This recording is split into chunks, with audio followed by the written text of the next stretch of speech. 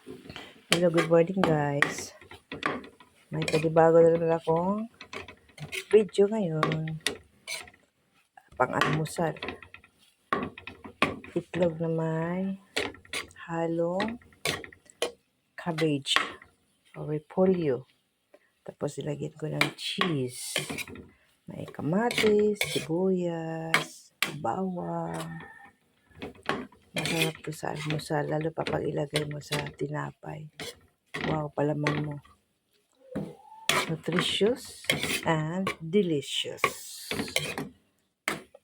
Pag-abunda kayo sa repolyo at aming itlog, itong gagawin ninyo. Masarap. Tapos mag-fried rice ako. Ayan.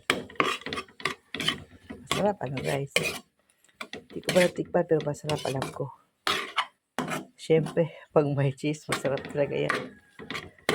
Okay, thank you for watching.